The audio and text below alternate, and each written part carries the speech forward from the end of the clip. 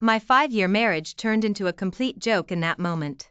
For tomorrow's monthly review meeting, I want Luna to present your brand proposal. My husband, Marcus, said without looking up. I put down the files I was organizing, thinking I had misheard. What did you say? Luna just joined the company. She needs an opportunity to prove herself, and your proposal is perfect. He finally looked up, his eyes showing no room for discussion. That's the work I prepared for the competition. You win awards every year anyway, what's wrong with letting her have it this once? His tone was casually dismissive, as if it were obvious. Besides, the company needs to nurture new talent. I looked at the man who had shared my bed for 5 years, and suddenly his face seemed to blur. Do you know how many late nights I pulled for this proposal?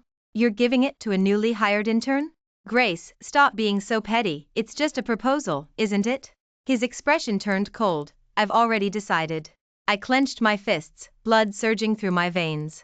I had never imagined that my husband of 5 years would hand over the creative proposal I had worked on all night to an intern who had only been with the company for half a month, completely unchanged. When I saw Luna at the company's monthly review meeting, confidently presenting the brand proposal I had stayed up 3 nights to create, the feeling of betrayal washed over me like ice water from head to toe. The colleagues in the audience looked at Luna with admiration, and the department manager nodded repeatedly. Some even whispered about how outstanding this newcomer's creative talent was. I sat in the last row of the conference room, watching the girl 7 years younger than me, dressed in elegant business attire. She gracefully gestured towards the projector screen, pointing at my hard work and introducing her creative concept to everyone. Marcus sat at the head table, his eyes filled with satisfaction and pride, as if he had discovered some extraordinary talent. He even publicly praised Luna, saying she was a rare creative rising star the company had seen in years, worthy of everyone's emulation. My fists were clenched tight under the table, my fingernails almost digging into the flesh of my palms. After the meeting, I directly blocked the entrance to Marcus's office. When he saw me, his face still held the excitement from before, his eyes sparkling, completely unaware of how serious the situation was. Grace, you saw it, right? Luna is truly talented, this proposal is amazing. I took a deep breath, trying to make my voice sound calm. Marcus, that was my proposal. He froze for a moment, then waved his hand dismissively, his tone relaxed. Oh, you mean that? I just thought Luna, having just joined the company, needed a chance to prove herself, so I gave her your proposal for practice. For practice. My 3 days and 3 nights of hard work, in his words, had become merely a tool for an intern to practice with. Do you know what this proposal means to me? This is the piece I prepared for this year's global awards. Marcus's expression finally showed a hint of discomfort, but he quickly returned to his usual casual demeanor. You win awards every year anyway, what's wrong with letting her have it this once? Besides, this was just an internal review meeting, not an actual competition entry. I felt a fire burning in my chest, blood surging through my veins. Marcus, what do you take me for? He seemed startled by my sudden serious tone, a hint of discomfort flashing in his eyes. Don't be like this. Luna is still just a girl, freshly graduated. I'm just trying to help her grow quickly. I turned and walked away, not wanting to hear any more of his explanations. I heard him call my name behind me, but I didn't have the strength to turn back. The next morning, I deliberately avoided leaving the house at the same time as Marcus. Upon arriving at the company, I went directly to my personal studio. This was a private space Marcus had specially set aside for me within the company, filled with all my creative works and award certificates from over the years. But the moment I pushed open the door, I was stunned. All the trophies and certificates that were originally in the display cabinet were gone. The posters I had personally designed, hanging on the wall, had also been taken down, replaced by decorative paintings I had never seen before. What made me even angrier was finding Luna sitting in my chair. A pile of design drafts was spread out in front of her, and a cup of coffee sat nearby, making her look like the owner of the place. When she saw me enter, a flicker of panic crossed her face, but she quickly reverted to her innocent expression. Ms. Grace, you're here. Marcus said I could work here temporarily because it's too noisy outside, and it affects my concentration. Marcus. That address grated on my ears. Where are my things? Luna pretended not to understand, her eyes darting away. What things? My trophies, my certificates, my works. Oh, those. Marcus said to put them away for now. He said displaying them would put pressure on me. I gave her a deep look and turned to find Marcus. He was in a meeting with a few clients, and his brow furrowed when he saw me push open the door. Marcus, I need to talk to you. Wait until I finish the meeting. Now. My tone was unyielding, and the clients sensed the tension, volunteering to reschedule. Only when we were the only two left in the conference room did Marcus speak, impatiently. What's wrong now? Didn't I already explain yesterday? Why are all the things in my studio gone? His expression showed some guilt, but he remained defiant. Luna needs a quiet environment to create. Those trophies and things really do put pressure on people when they're displayed. That's my studio. All the spaces in the company are mine.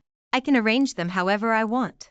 Those words felt like a harsh slap across my face.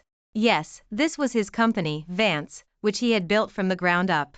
And I was merely his nominal creative director, in reality, more like a free creative provider. When we married, I invested in his company with my expertise, but my shareholding was small, and most of the decision-making power remained in his hands. I had always thought that our relationship had moved beyond that initial purely transactional arrangement, that we had genuine love and trust between us. But now it seemed that, in his mind, I was still just an employee he could dispose of as he pleased. Marcus, you've changed. Something flickered in his eyes, but it was quickly hidden by stubbornness. I haven't changed. You're just too sensitive.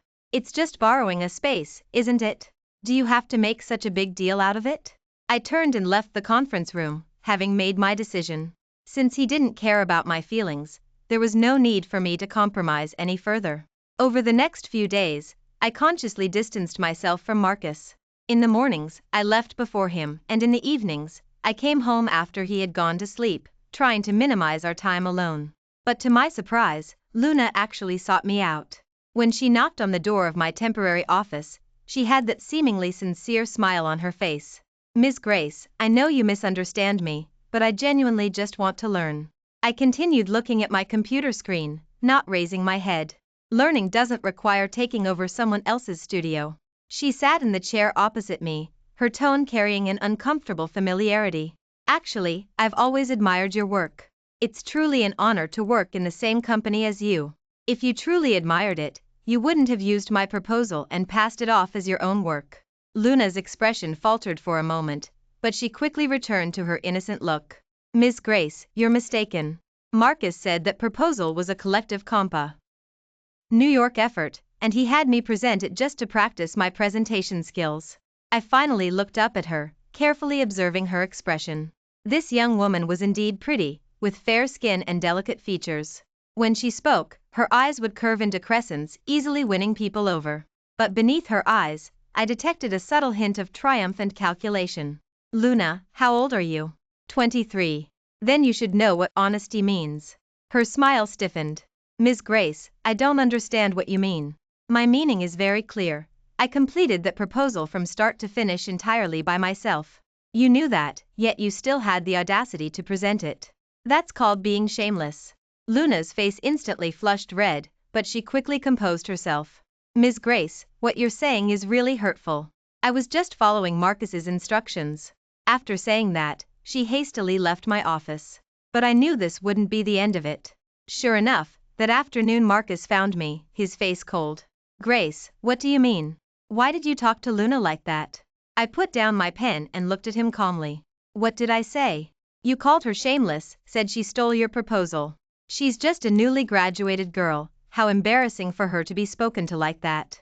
I couldn't help but laugh, but there was no warmth in that laugh. She's embarrassed? What about me? Whoever cared about my feelings? Marcus froze for a moment, apparently not expecting me to retort like that. You're an adult, you should be more tolerant. Besides, Luna didn't mean any harm. No harm? Then why did she claim it was her creative concept during the presentation? She just has poor communication skills. Maybe her wording was problematic. I realized that no matter what I said, he would find excuses for Luna. This blatant favoritism chilled me to the bone like never before. Marcus, do you have feelings for her? The words escaped my lips before I even realized it.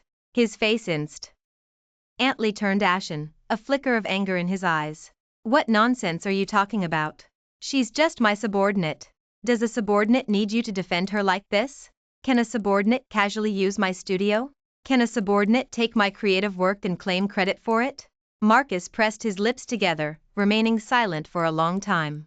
Finally, he just said coldly, "Grace, you're being too extreme." Then he left the office. The next day, I discovered that several important creative files on my computer had been deleted, and even the recycle bin had been emptied.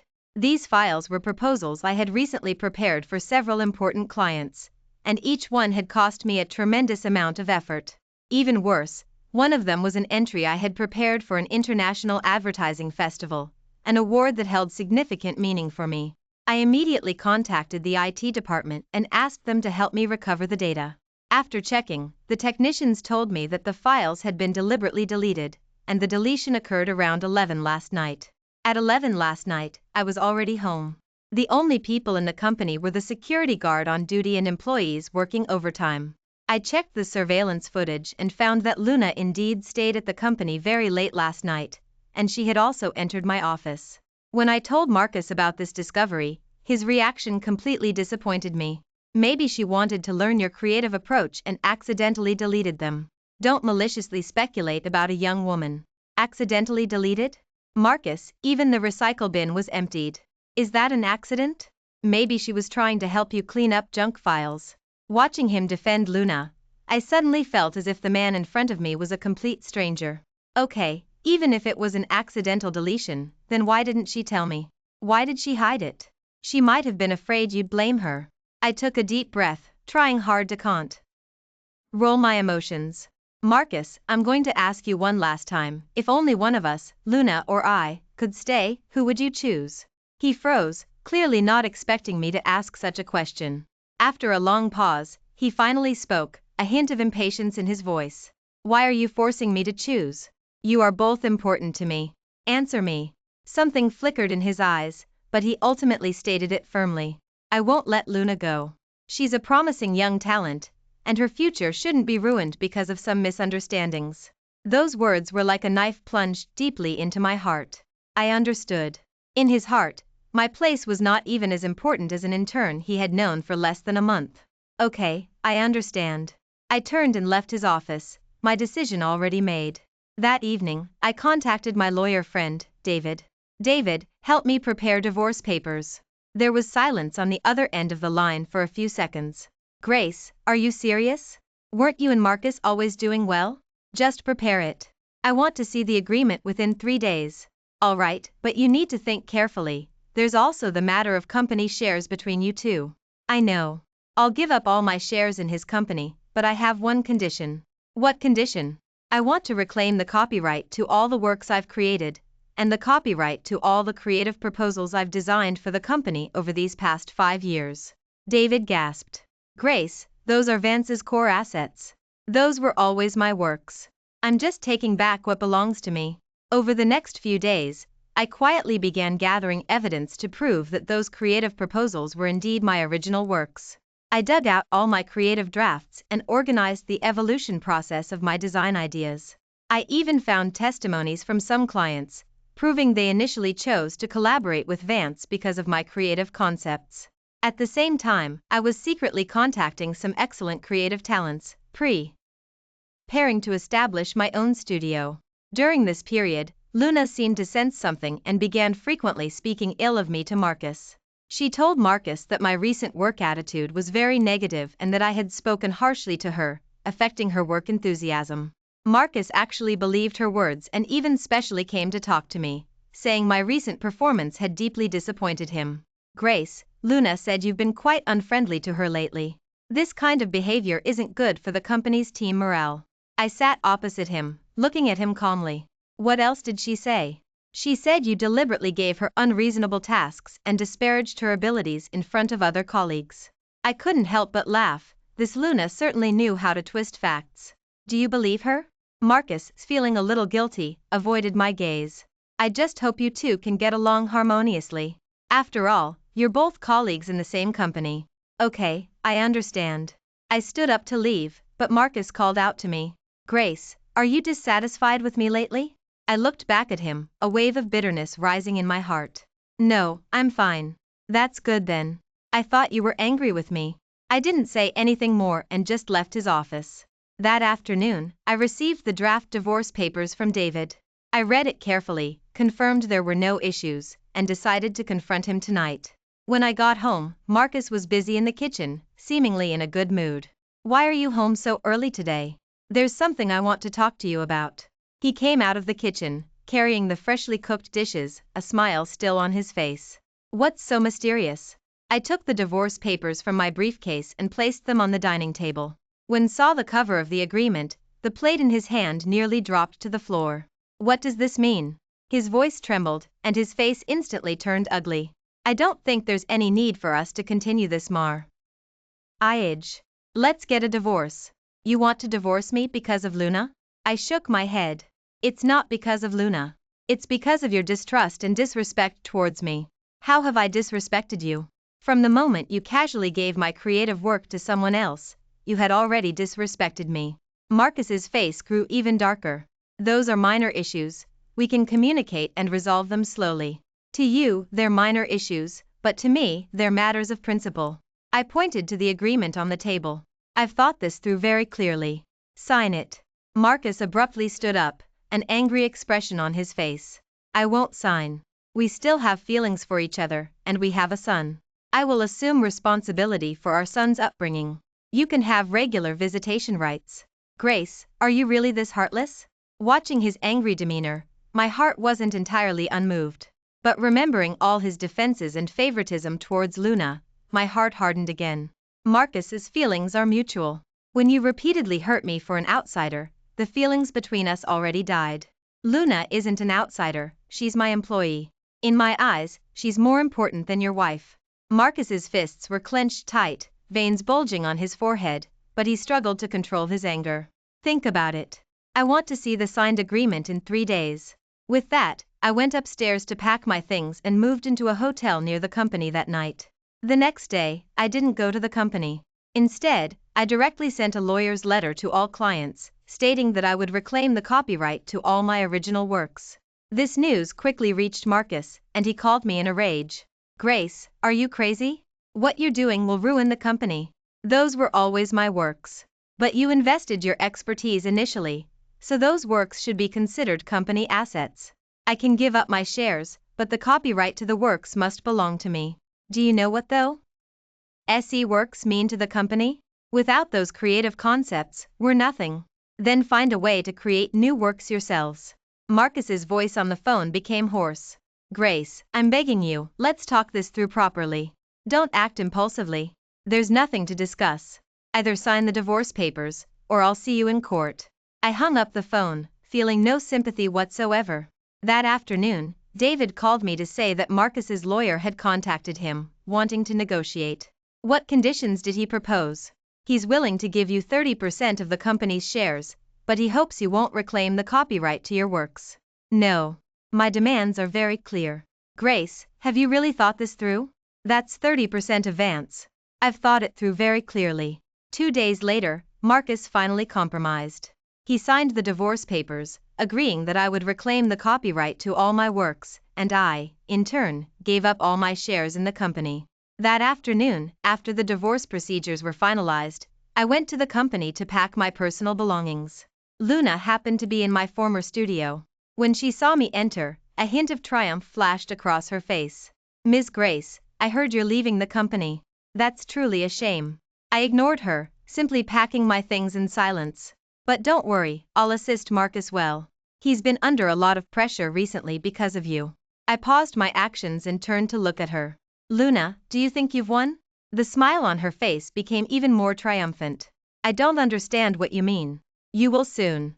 I left the company with the last cardboard box, filled with anticipation for what was about to happen next. Because I knew that someone like Luna wouldn't be satisfied with what she currently had. Her greed and ambition would soon reveal their true colors, and would pay the price for his choices.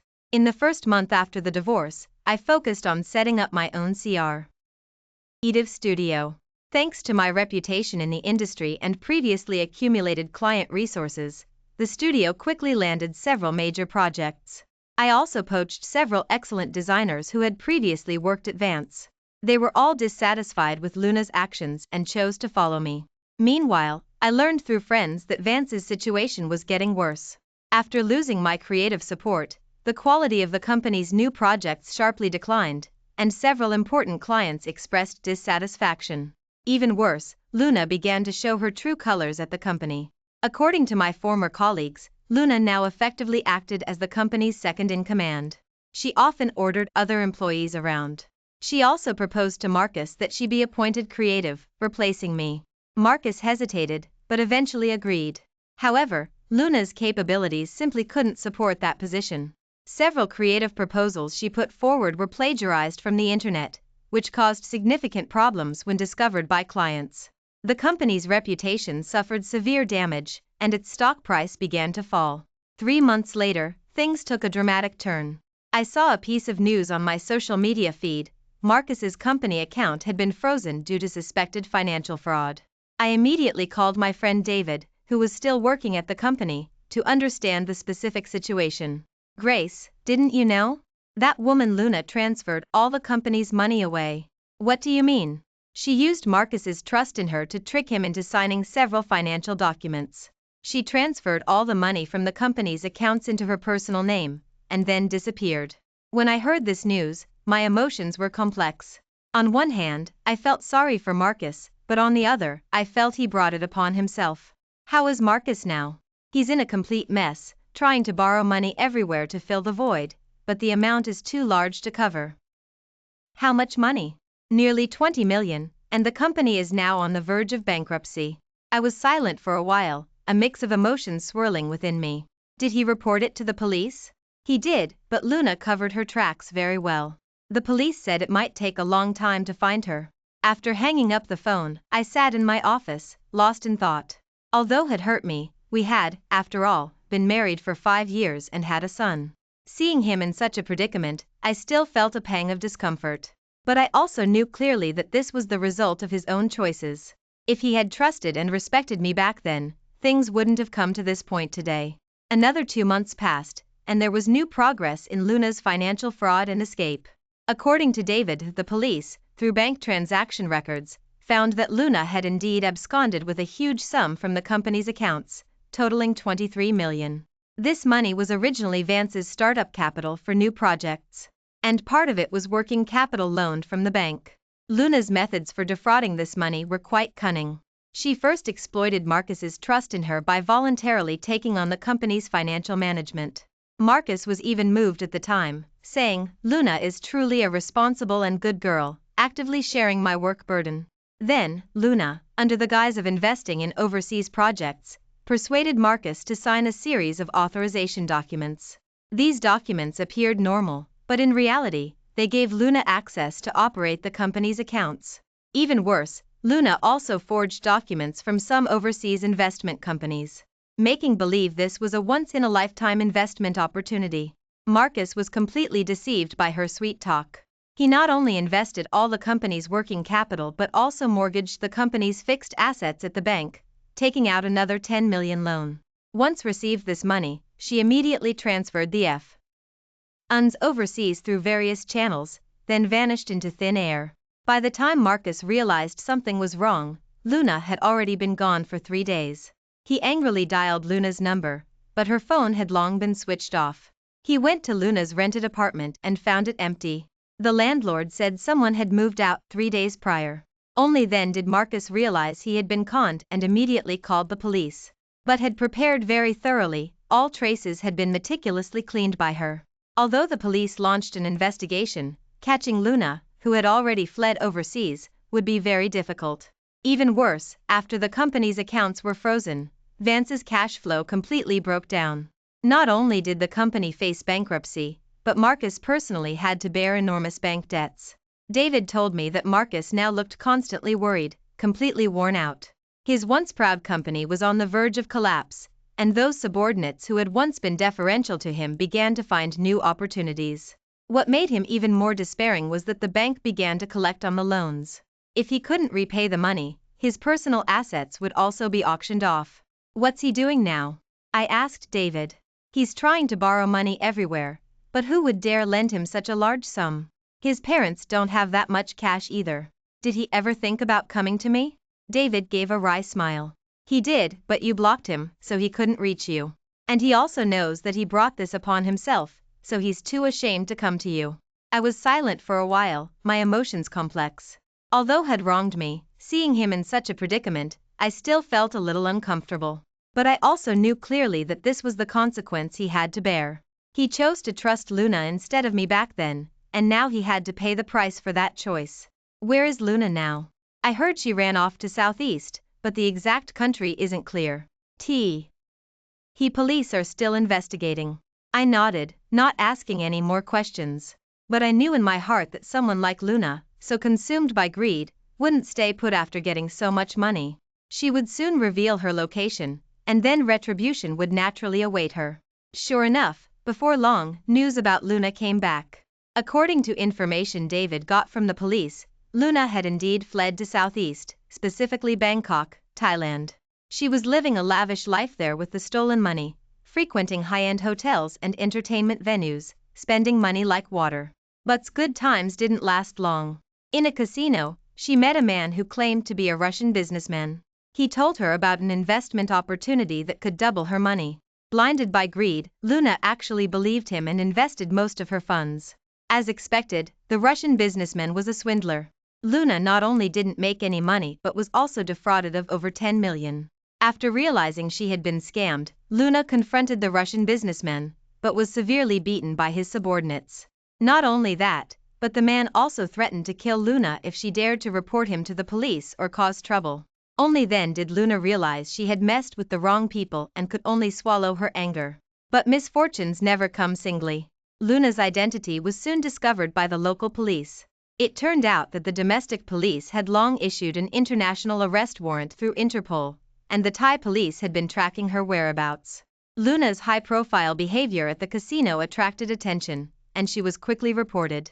When the Thai police found her, Luna was hiding in a cheap hotel, with less than 1 million yuan left on her. Facing arrest, Luna tried to escape but was ultimately subdued. On the plane being repatriated, Luna completely broke down.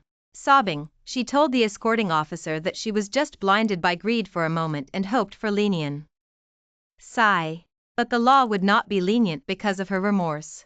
Upon her return, Luna was quickly indicted on charges of contract fraud and embezzlement of funds.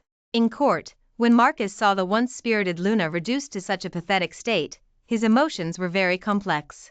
Facing the judge's interrogation, Luna finally confessed to all her crimes. She said that when she first approached Marcus, she was after his money. She had already investigated Vance's financial situation and knew there was a large sum of money in the company's accounts.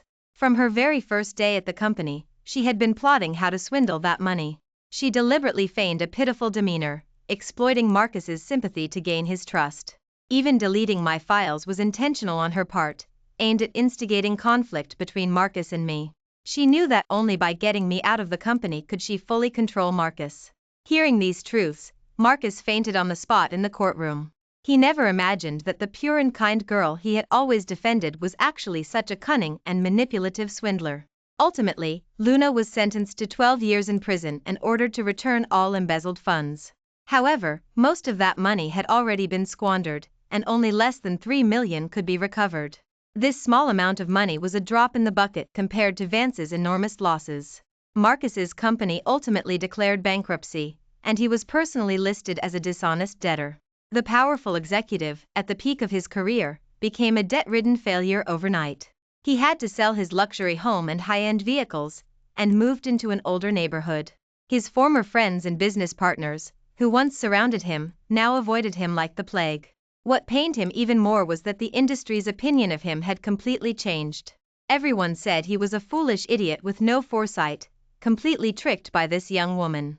Some even maliciously speculated that he and Luna must have had an inappropriate relationship, otherwise, he wouldn't have trusted her so easily. These rumors stung Marcus's heart like knives. He started drinking heavily, often sitting alone at home, his face gloomy. Countless times, he wanted to contact me, hoping for my forgiveness and help. But each time he picked up the phone, he didn't know what to say. He knew that he had brought all of this upon himself. If he had trusted and respected me back then, he wouldn't be in this situation today. To repay his debts, he had no choice but to apply for ordinary jobs. But his reputation was ruined, and few companies were willing to hire him. Finally, he could only work as a regular clerk at a small advertising company, repeating monotonous tasks every day. The powerful executive, once so full of spirit, had now become a quiet, middle-aged man.